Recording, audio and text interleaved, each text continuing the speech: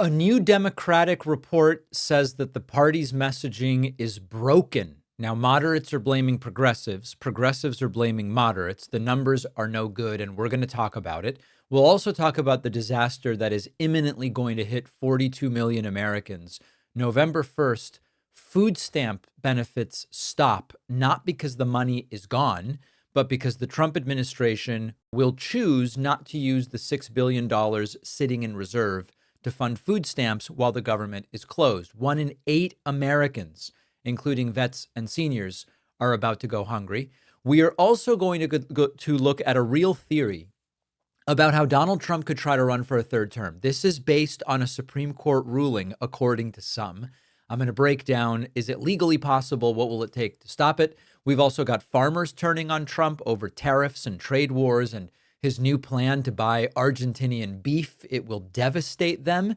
And Trump also had a cognitive glitch, a bad one, in front of U.S. troops, confusion about magnets and submarines and grocery prices. All of it met with silence as the White House continues to be opaque about Trump's recent MRI. As a reminder, our free ask today: rate the show 5 stars on Spotify and Apple Podcasts. It costs nothing. There's a concerted effort to downvote our podcast, to hurt us. Help us fight back. It costs nothing. Rate us 5 stars on Spotify and Apple Podcasts. We will also talk about the new war on early voting. Republicans are panicked about 2026, and they want to end early voting altogether. All of that and more today.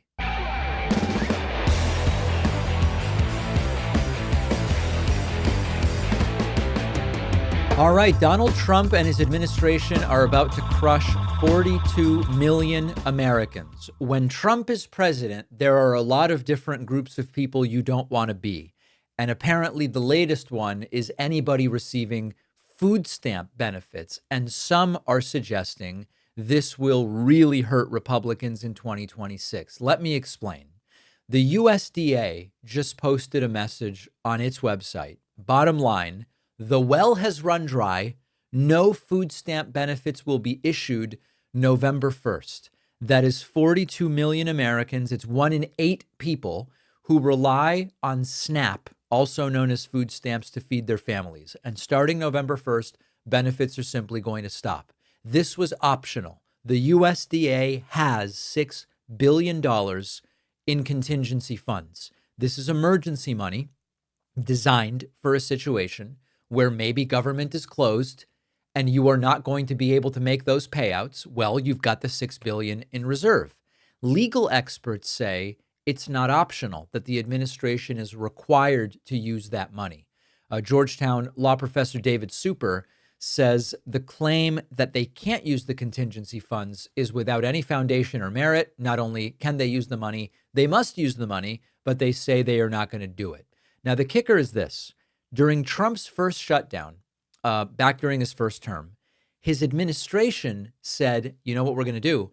Let's send out the food stamp benefits early to prevent this from happening. While government is still open, we'll get food stamps benefits out in advance, and then we won't end up in this situation. They knew how to avoid it. The proof is they avoided it during Donald Trump's first shutdown in his first term. So why aren't they doing it now? That's the question. Now, the USDA under Trump is blaming Democrats. They're saying, oh, Senate Democrats are keeping the government shut in order to get health care for illegal aliens and gender mutilation. These are their words. Of course, none of this is true. And the incredible, I don't know whether it's an irony. This is a sad thing.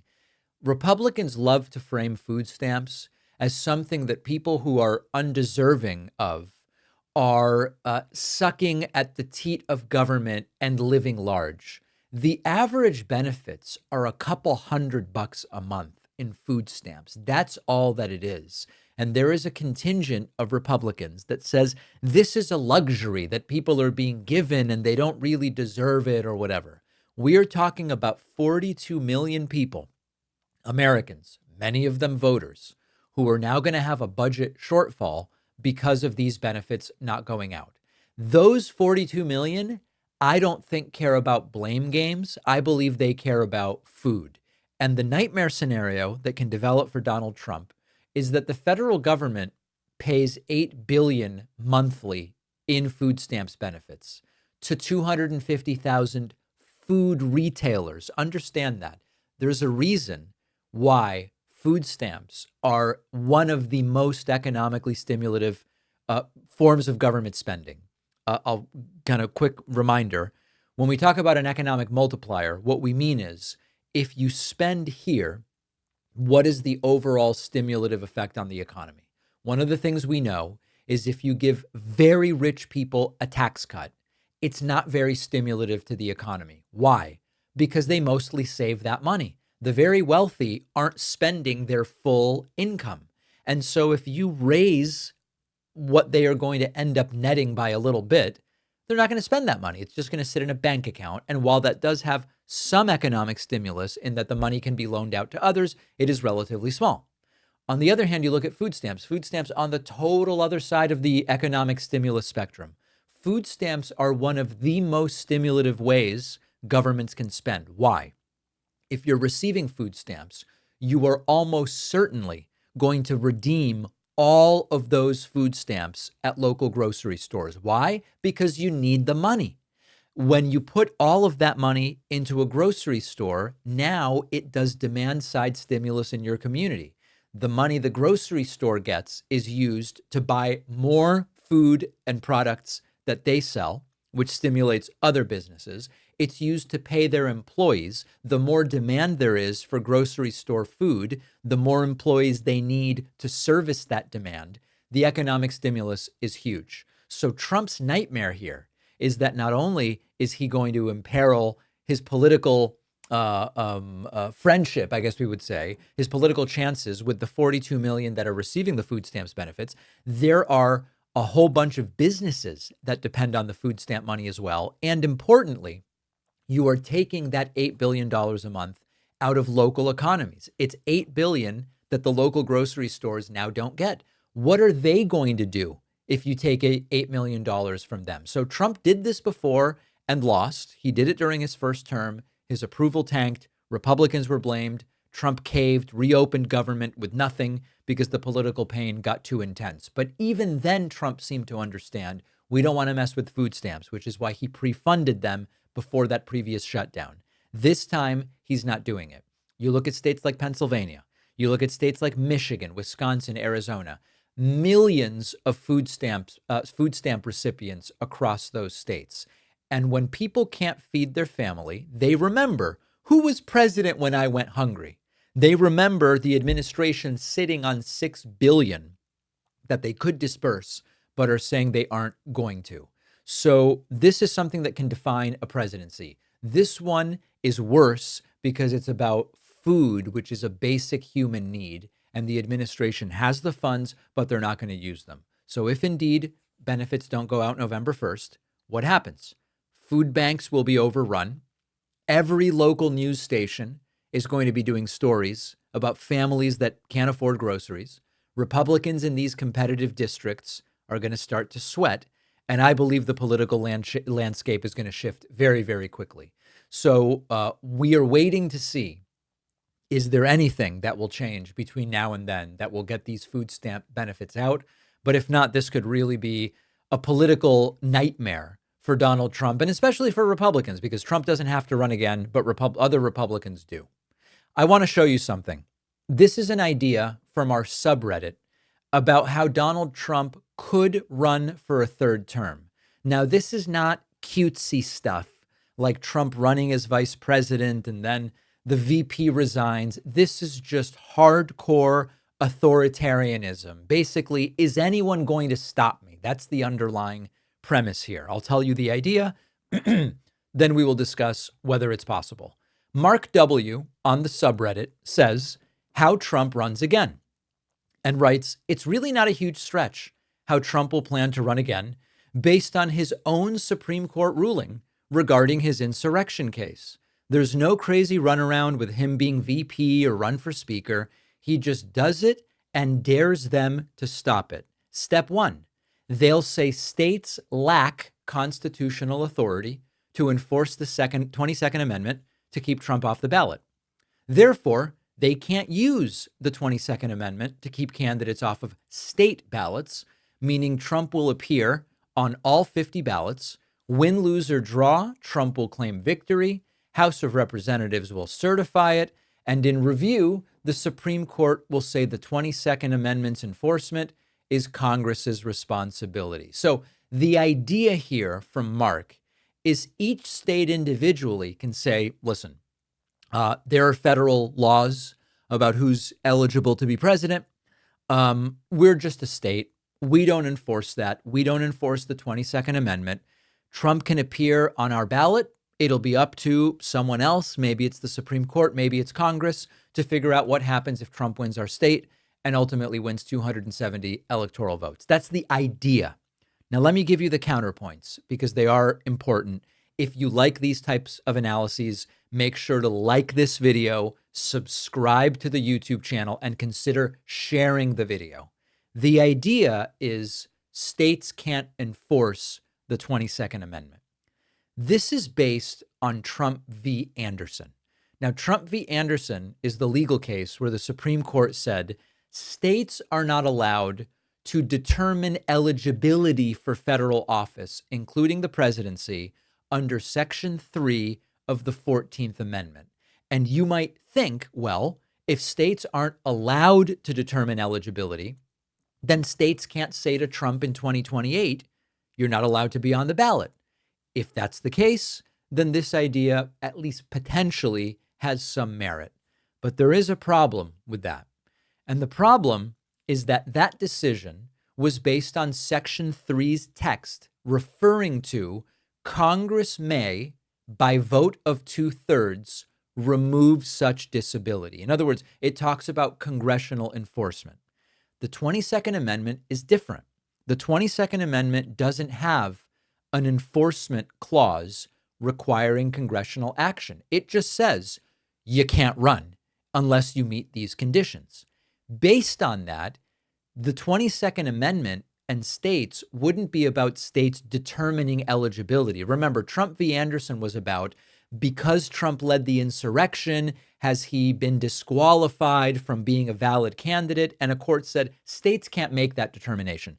That is not what it would be this time. Having served 2 terms, it is not up to states to determine eligibility. It is simple. You're just not allowed to run. That's it. And the Anderson case distinguishes between disqualification, which might require congressional involvement, and just not meeting basic eligibility requirements, which states routinely enforce. That's the critical part. States routinely enforce basic eligibility for federal office.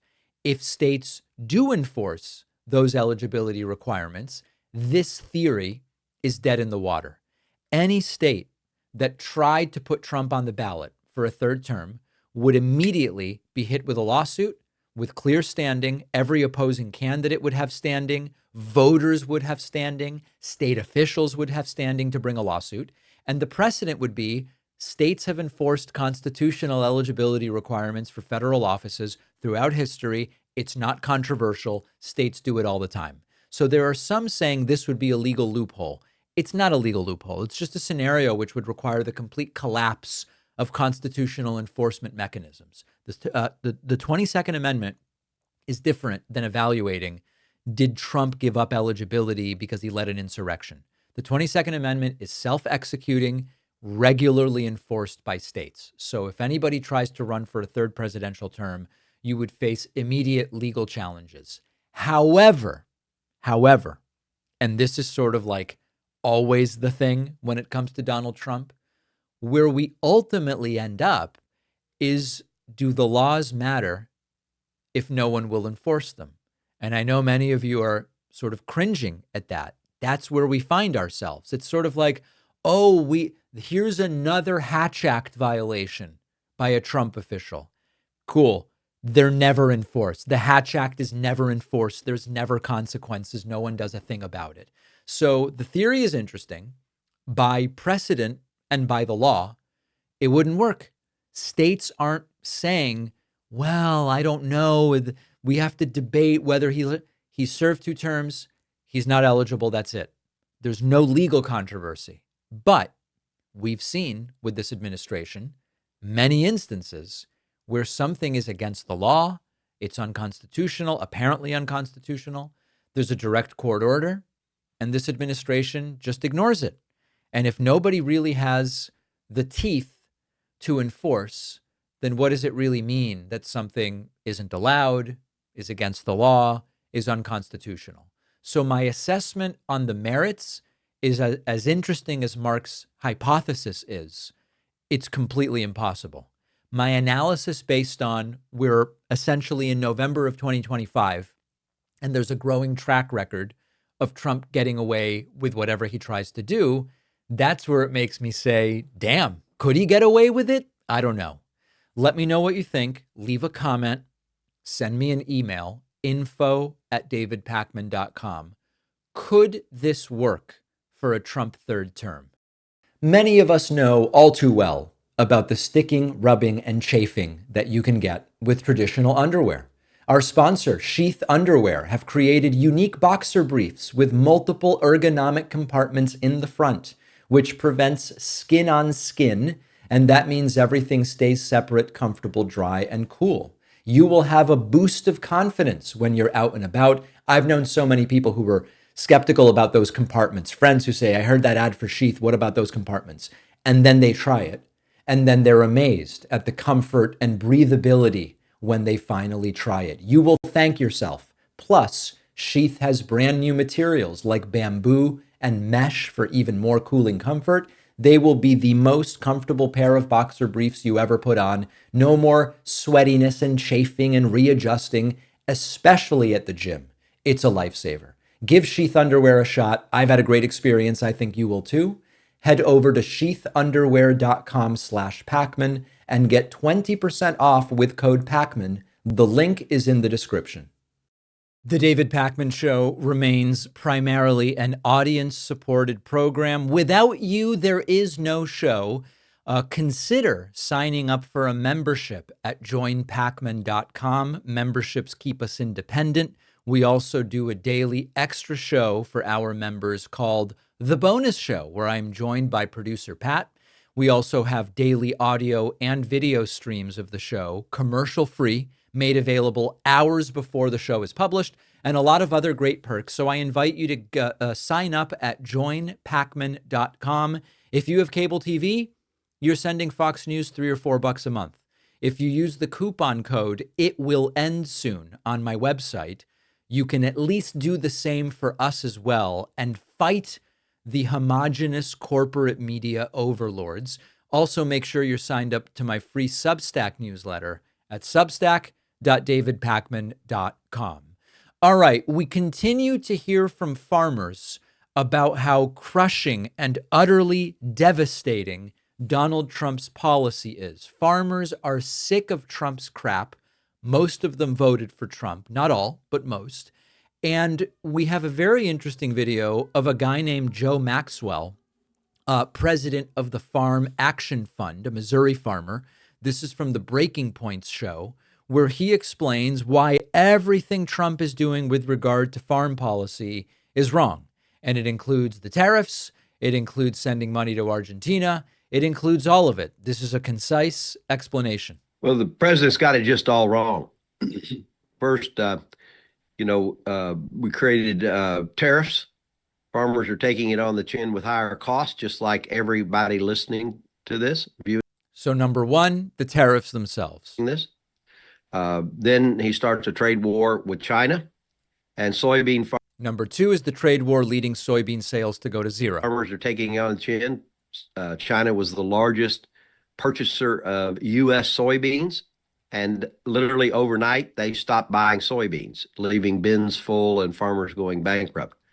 And now, because he likes the president of Argentina, or at least that was the basis that he gave, he's going to not only, he gave them $40 billion. As a matter of fact, the first $20 billion went out, and the first thing Argentina did was lower a tax and sell soybeans to China.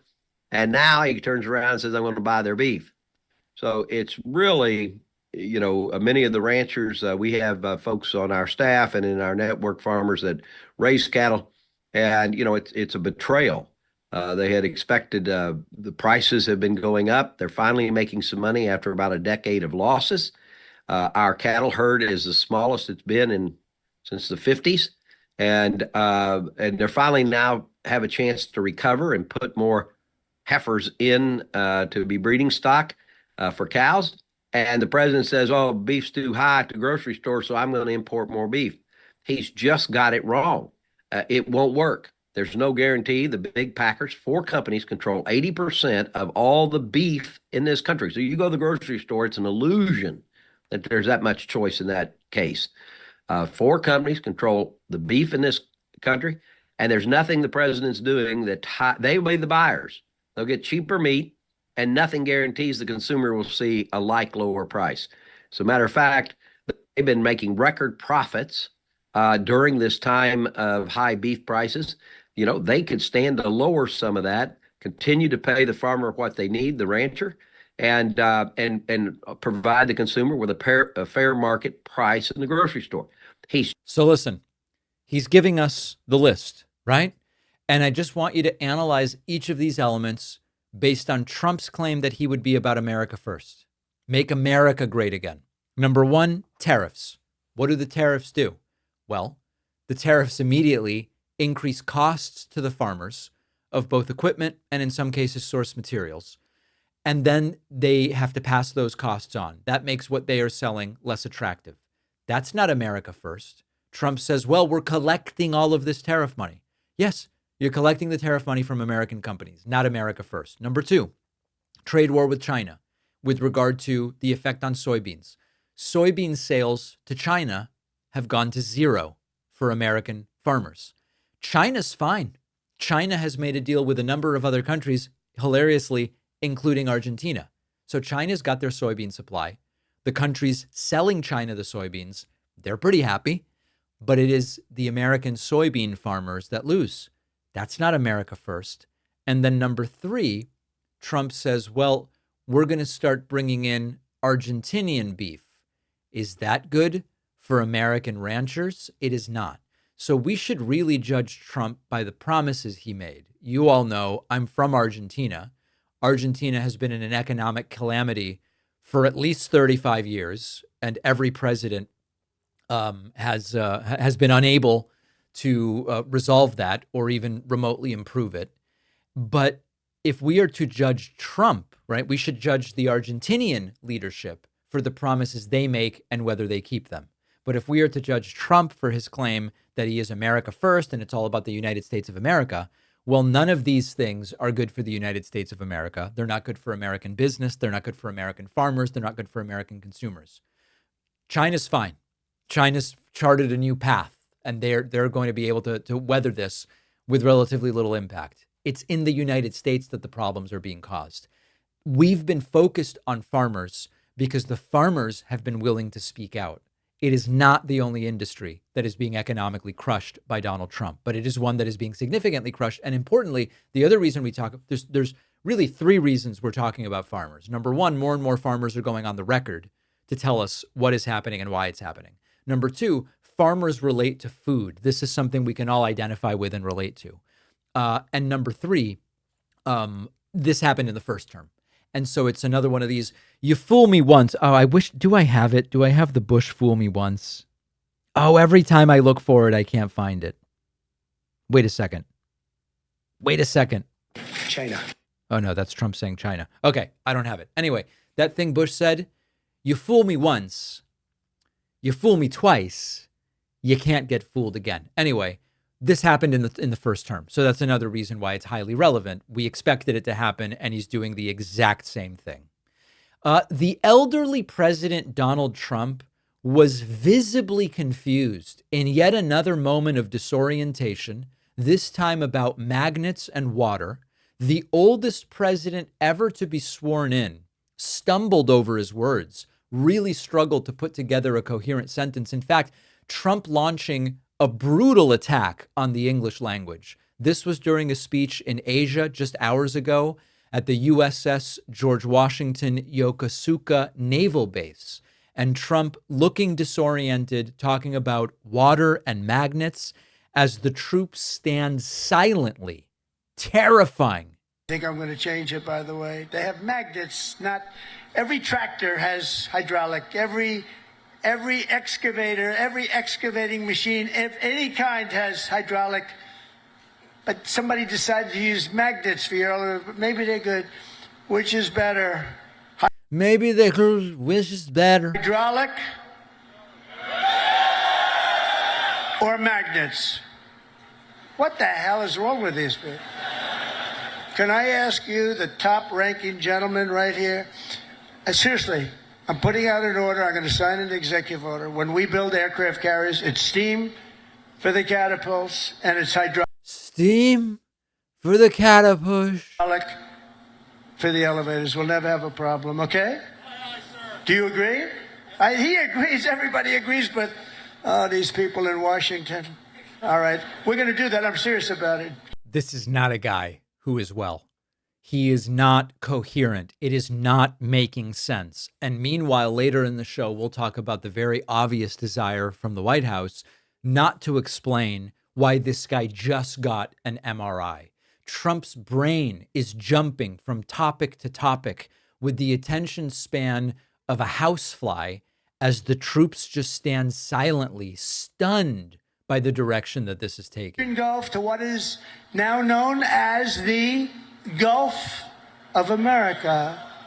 Isn't it nice? They say it now routinely. I heard the news today. The Gulf of America, weather is wonderful. They don't say it with a smile. It's called the Gulf of America. How did that happen, right? And it took me, for many years I said, why is it called the Gulf of Mexico when we seem to have the shore? Well, we do. We have 92% of the shoreline. So I said, when we make it back, not if, when, too big to rig. We made it too big to rig. I said, get out and vote. I know many of you are confused. It's confusing. None of this makes sense. He's jumping from topic to topic. Too big to rig. Make it that way. I said, I'm going to change it. And one of the first things I did is I changed it. Nobody could even fight it. They tried. We got sued all over the place. We won every suit. And it's now officially the Gulf of America. Isn't that nice? But our sailors have written honor, greatness, and yes, people are yawning. This guy here in the lower left was yawning. Triumph into the pages of history. What you're doing is incredible, and it's an incredible time for our country. On gun decks and flight decks and torpedo rooms and cockpits, the men and women of the Navy have poured out their blood and sweat and tears to defend. This is not normal. This is not how a normal person communicates, never mind what we would expect from the President of the United States. In another truly demented moment, Trump started ranting about what boats and ships and missiles do. And submarine. What about submarine? And you've been watching what our missiles do to boats and ships and submarines. How about the submarine?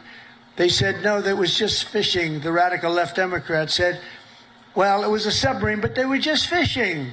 Submarines don't go fishing, do they? You know more about submarines than I do. You have a beauty park outside, actually. This is a submarine, and you know what it was designed for? Transporting drugs, and it got hit.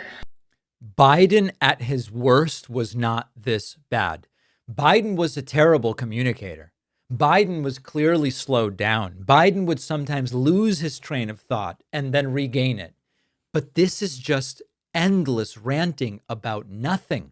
Maybe the most insulting moment of the speech was when Trump said to the troops, I'd love to have your job. And of course, it's insulting because Trump lied repeatedly and faked a medical condition to avoid having their job when he was up for being drafted as a youngster during Vietnam. Thank you very much. A big hello. This is a special group of patriots, champions, winners. You are winners. Oh, I'd love to have your job. I'd love to have your job. What a disgusting thing to say when you lied your way out of it. And then Trump wrapping up with a couple of lies. First, that grocery prices are way down. This is not true. Very important. After years of crippling inflation, back home we had the worst inflation in the history of our country. Energy costs are down. Energy costs are way down. Gasoline prices. Remember, electricity's up 10%. Are way down. Grocery prices are way down. We have a little problem with beef. We're going to get that down very quickly, but the prices are way down. Mortgage rates are down despite having an incompetent head of the Fed. I call him too late. He's always too late. He's too late in lowering interest rates. I call him Jerome Too Late Powell. But despite having a totally grossly incompetent guy, we have we blow through it because we're doing so well. And very important after years of This is it's going nowhere. And the troops realize that this is going nowhere. And finally, Trump has the audacity to disgustingly push the big lie that he won in 2020. This is an inappropriate thing to be saying in any environment, but especially in front of the troops. Come on, man. Here, guys, campaigning.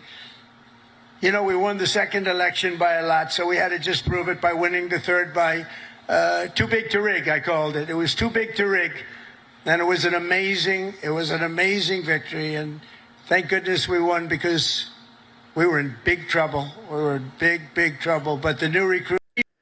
This is not the way to go and speak to troops. But most importantly and most relevantly for us, his brain's not working right.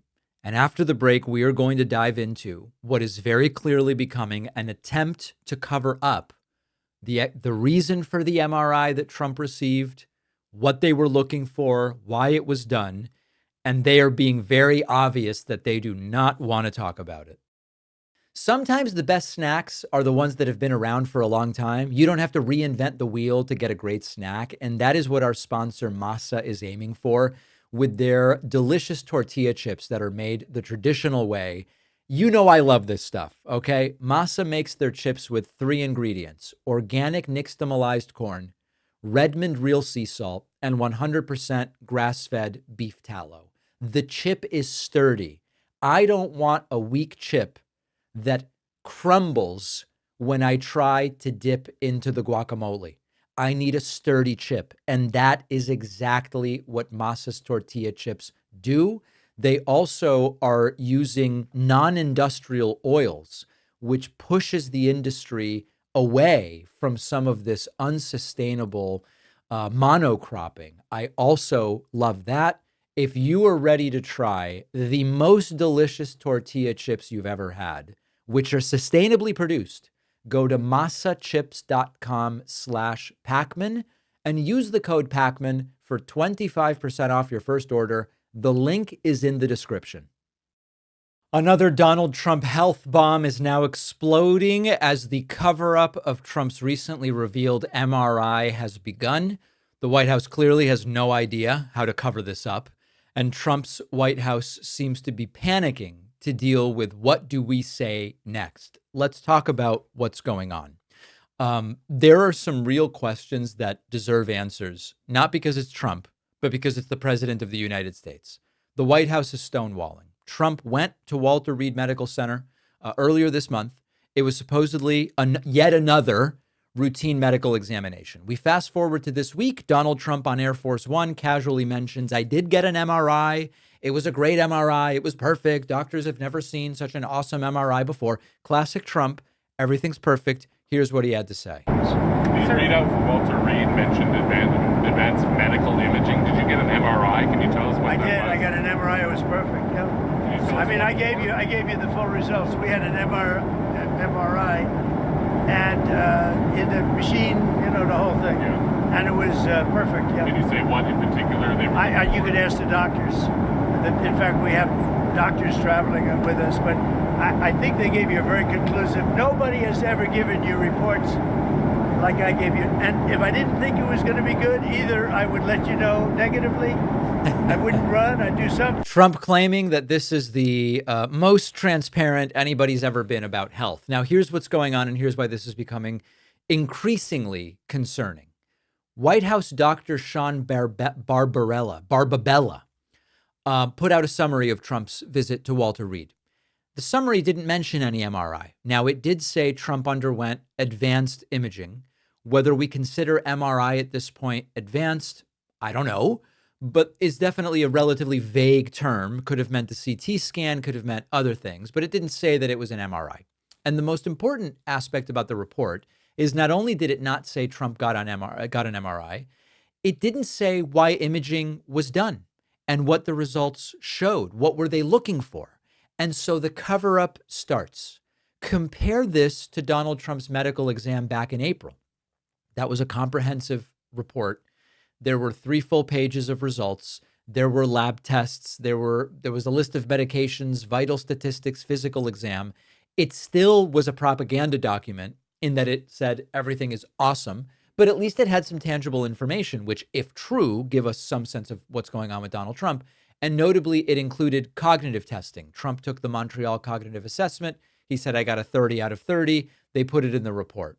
Now, Trump again brought up cognitive tests this week. He confused the dementia screening test with an IQ test and said AOC and Jasmine Crockett have low IQ, whereas I did awesome on my test, even though the test is only meant to determine, are you suffering from a relatively serious brain injury, Alzheimer's, or dementia? And what is interesting is that in this recent case, Trump still said he did awesome, but he was less specific about the details. Now, CNN spoke to a prominent cardiologist, Dr. Jonathan Reiner, and Reiner said, MRIs are never part of a routine evaluation. Whether you're the president or a regular person, in the normal medical setting, you do an MRI because of a symptom or a lab that shows a reason to delve into something more deeply. Could be neurological, could be back pain, could be a cardiac issue, could be a blood test that says, whoa, we should really look at this organ, for example, and then you get an MRI. Now, the exception to this, as I mentioned yesterday, is that it's becoming more popular and available to people willing to pay to do a full body MRI, sort of a preemptive MRI. We talked about it yesterday. We have no reason to believe that that's what was done here because it's not what we have been told. In fact, if that was what it was, we do a full body MRI of Trump because he's Trump, the way a lot of people do. If you're a patient of Dr. Peter Attia, he and you might go, let's just get a full body MRI. We haven't been told that. So we should be told, the American people should be told, why did Trump get an MRI? What was evaluated on the MRI? What were the results? It's not unreasonable. We're talking about the health of a 79-year-old president. He's elderly, oldest president ever sworn in, with ongoing speculation about bruised hands, swollen ankles. It's all visible. He's not doing well. And we aren't getting even the most basic information. Now, secrecy around the health of presidents isn't new. Woodrow Wilson's strokes, JFK didn't disclose his back problems, FDR was able to occult that he was in a wheelchair for much of his presidency. I don't know if it was all, but much of the presidency that he was in a wheelchair was hidden. Even under Biden, we now know that there was an inner circle limiting access to Biden, so at least it wouldn't be obvious that he was slowing down. So Trump's not unique in that the White House seems to be limiting access to his medical information, but it is unique in the degree to which they are doing it. He is in a situation where it is reasonable for the public to know why the MRI was ordered, what symptoms he had, what did it show? Did Trump take a cognitive test in October? If not, why not, given that he took one in April? If he did take the cognitive test, why is he being cognitively tested so often? We have no answers to any of those questions from the White House. No clarity on the MRI, not addressing the cognitive testing question, and leaving us to do what we have no choice but to do, which is speculate about the health of arguably the most powerful person in the world, one of them for sure. Now, Trump wants to be given credit for transparency. He says nobody's given you reports like I've given you. Technically true. No one has ever, to my knowledge, no president has released propagandistic documents to the degree that what the White House puts out is propagandistic. But a 5-paragraph vague summary is not transparency. Offhandedly mentioning an MRI that wasn't even in the report and then not explaining why you got it is not transparency. And so when it comes to Trump's health and his mental acuity, my suggestion is trust your eyes and ears and common sense, because it's really there in the open. The swollen eyes, the swollen ankles, the bruised hands, the confusion, the disorientation, the being unable to string together sentences coherently. And meanwhile, we've got a document that says everything's awesome, no need to worry.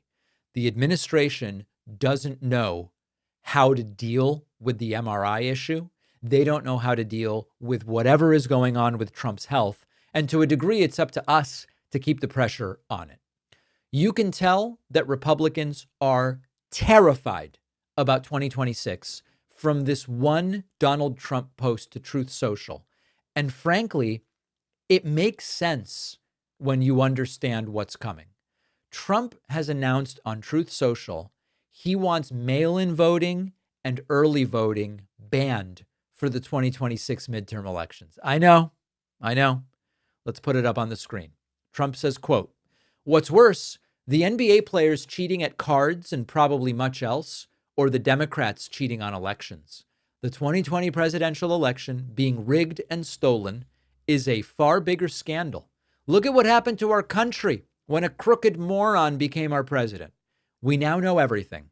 I hope the DOJ pursues this with as much gusto as befitting the biggest scandal in American history. If not, it will happen again, including the upcoming midterms.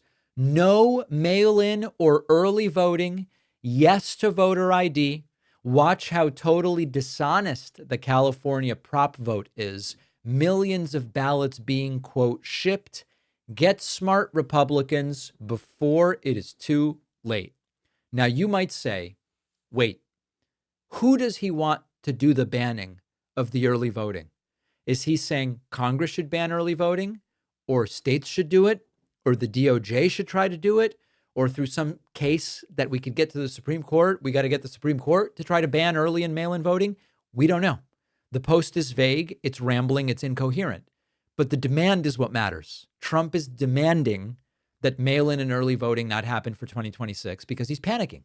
It is clear that this is not the language of someone who feels confident. This is the language of someone who is really, really worried. Why is Trump melting down about early voting right now? Because Trump is worried that Democrats are going to win the House in 2026 and put Trump's presidency to bed. Trump is now obsessed with legacy. What can he do that would be irreversible? The White House construction project, a lot of it is, it's much harder to overturn the building of a new structure than it is an executive order. And if Democrats take the House, they get subpoena power, they get investigative authority, they get access to files Trump doesn't want released, like the Epstein files, but they also control the purse strings. And Trump's presidency is essentially over if Democrats take control of the House. Now, as far as the Epstein files, we still want the files. Trump flew on Epstein's plane. Trump partied with Epstein. Trump called Epstein a terrific guy who likes beautiful women, women on the younger side. There are photos, witness testimonies, flight logs. Trump knows it. Trump knows if Democrats win the House, those files are going to become public. Trump panic behavior is easy to spot. When something bad could happen, Trump creates a distraction, says something outrageous, focuses attention elsewhere, then says, by the way, we should get rid of early voting and mail-in voting. And it's the same pattern we've seen for years. The Russia investigation's heating up, say something crazy. Impeachment testimony is damning, tweet something insane. And the formula is scared Trump is loud Trump. But there is another layer here. Trump's approval rating is in the toilet. The economy is increasingly shaky. Trump's tariffs are crushing his own voters, especially farmers. Republicans in swing districts are saying, I'm not totally in on everything Trump is doing. I mean, look at even Marjorie Taylor Greene, not in a swing district, but a longtime supporter of Trump, now all of a sudden very shaky on MAGA. And the thing about early voting is, on average, it benefits Democrats most years. Studies show this consistently. Higher turnout, easier access, more working class people able to vote. It's good for Democrats. Trump knows if early voting continues, Republicans are going to get killed in the midterms, or at least potentially. And so that's why Trump says, get smart, Republicans, before it's too late. Reeking of desperation. Trump's telling his own party, panic now or you will lose. And he's not wrong, by the way. Republicans will lose seats if the current trends continue. The question is, will they lose control of the House? By the way, it's also an admission by Trump that his policies aren't popular, because Trump could simply go, my policies are so popular that I'm going to win no matter how people are allowed to vote, because everybody loves what I'm doing. If you're trying to restrict voting, you're admitting the more people that vote, the worse it is for you. Now, Trump would go, no, it's only about illegal votes. But we know that there are almost no illegal votes. So it does seem to me that Trump is planning to do something, even if it's some kind of emergency. Is it a border emergency? Is it a crime emergency? To restrict voting however possible. And the really terrifying part is Trump is focused on cities. We know geographically, Republicans live more in rural areas. Democrats live more in urban areas. Trump has already been saying the situation in cities is so bad, I got to send in the National Guard, et cetera. Do you think Trump will allow normal voting in major cities if he has determined wrongly that things are so bad, the National Guard needs to be in those cities? I don't think so. And so I believe that the most likely scenario, not a guarantee, but the most likely scenario is that Donald Trump says, as we approach November of 2026, I've got troops in 12 major cities because Democrats don't know how to run them. We definitely need to restrict voting hours and polling places because it's too chaotic, as evidenced by my troops being there. Of course, the authoritarian trick is you are the one causing the craziness. It'll be crazy in cities because Trump will have sent in the National Guard. That's the most likely scenario in my mind.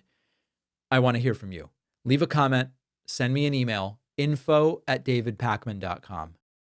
The David Pakman Show is an audience-supported program, and the best, most direct way to support the show is by becoming a member at joinpakman.com. You'll get the daily bonus show, the daily commercial-free show, and plenty of other great membership perks. Get the full experience by signing up at joinpakman.com.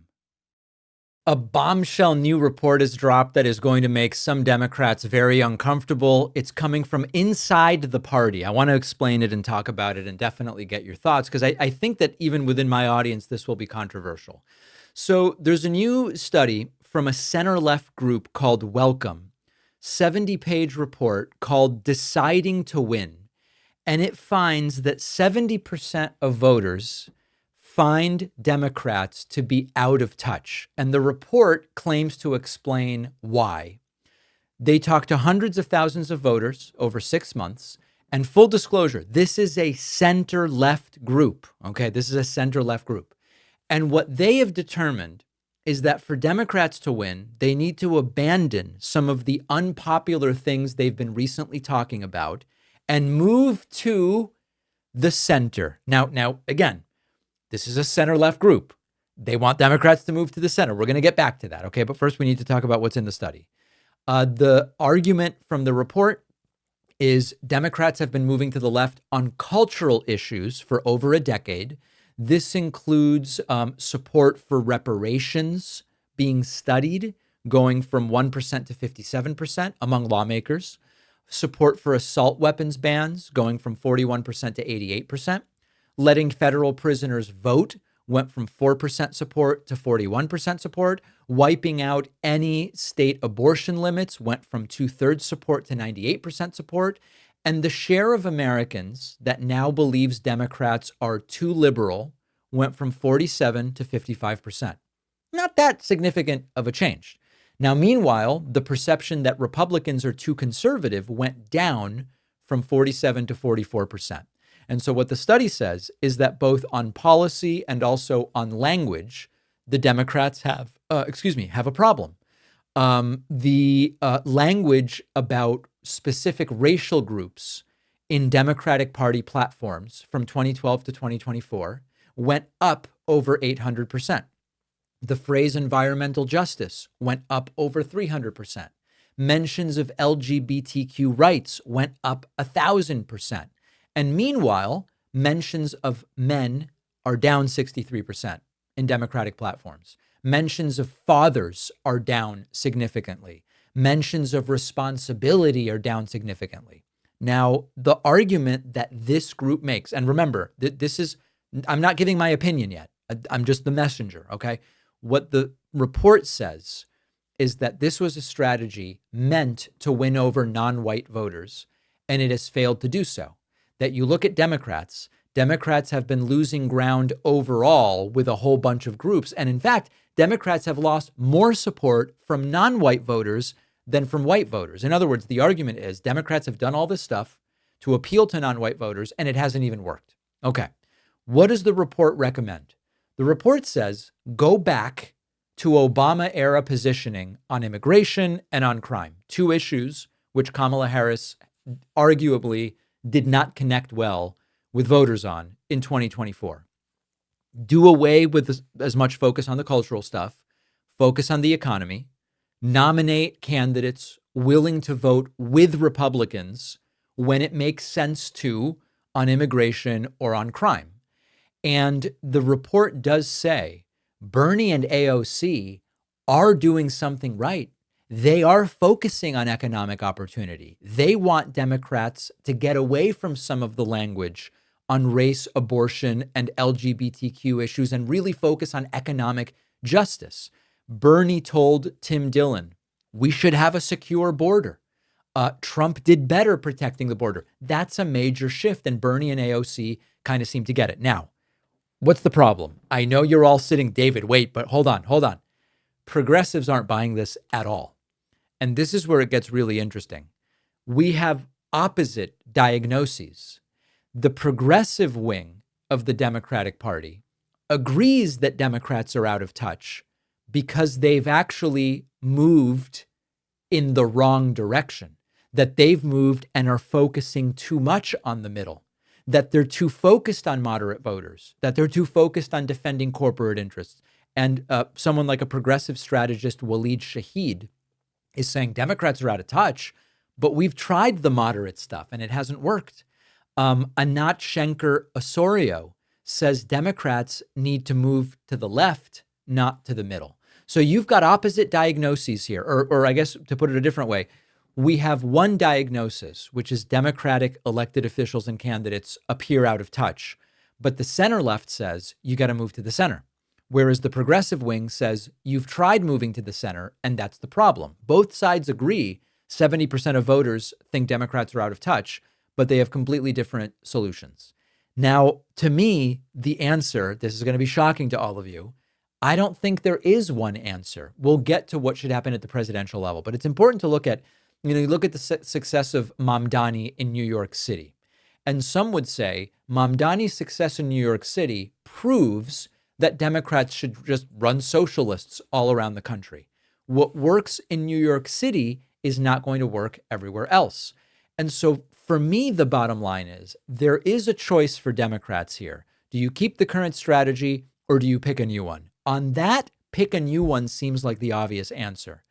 On the, do you move to the center and alienate progressives, or do you move to the left and alienate the center-left base of the Democratic Party? I think it's a false choice.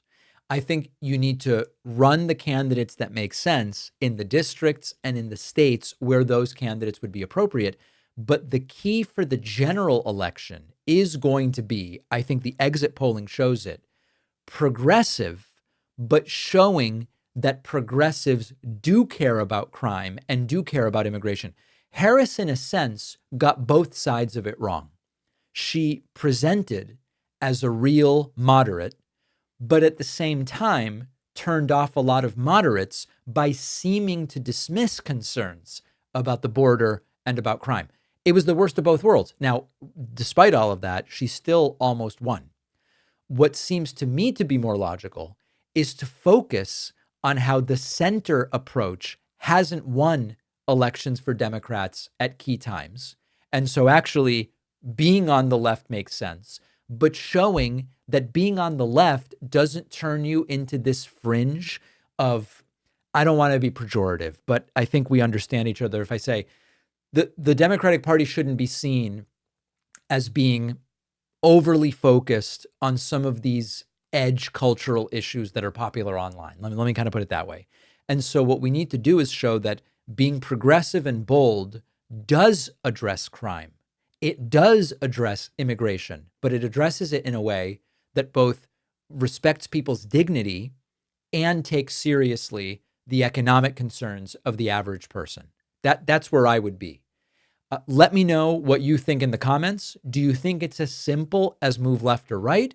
Or do you think that it actually needs to be about a progressivism that shows it cares about these issues that the center left cares about? Donald Trump posted an unhinged screed to Truth Social that is remarkably terrifying, not for what it says, but for what it doesn't say. And it again reminds us Trump is crumbling, Trump is feeble. See if you can tell what the problem is other than a lunatic president still being in the Oval Office. Here is what Trump posted. Quote, "Just in, documents show conclusively that Christopher Wray, deranged Jack Smith, Merrick Garland, Lisa Monaco, and other crooked lowlifes from the failed Biden administration signed off on Operation Arctic Frost. They spied on senators and congressmen and women, and even taped their calls. They cheated and rigged the 2020 presidential election. These radical left lunatics should be prosecuted for their illegal and highly unethical behavior." Do you see what the problem is? The administration of Joe Biden did all of this stuff in 2020 when Joe Biden wasn't the president and when Donald Trump was the president. There is not a single thing Biden ever did or said while president that comes close to rivaling the deranged and demented nature of this from Trump.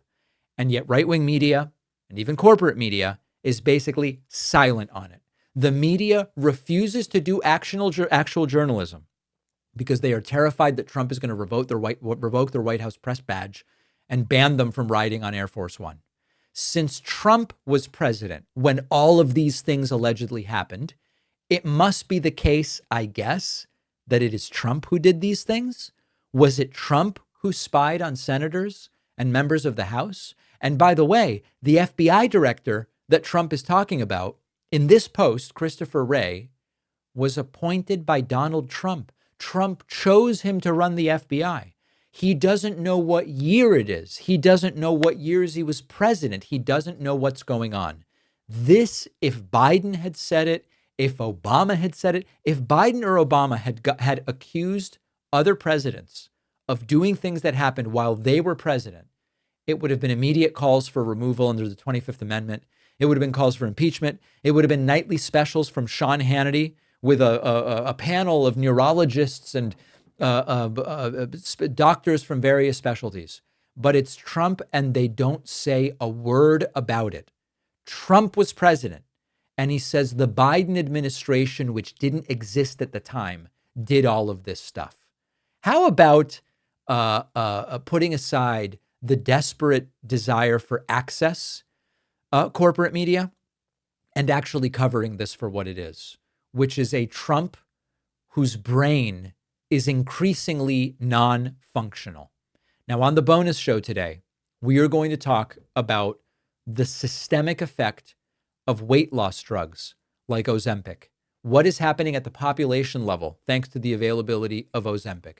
We are going to talk about California dispatching observers to watch the DOJ's election monitors. Who watches the watchers? In California, they are actually going to have someone do that. And we will also talk about Elon Musk's approach to Wikipedia, where he wants to launch Grokpedia. What we need to know, could this genuinely impact the output of that platform? All of those stories and more on today's bonus show. Sign up at joinpakman.com. And please remember, rate the podcast 5 stars on Spotify and Apple Podcasts. Appreciate the 1,000 of you that did it in the last 24 hours.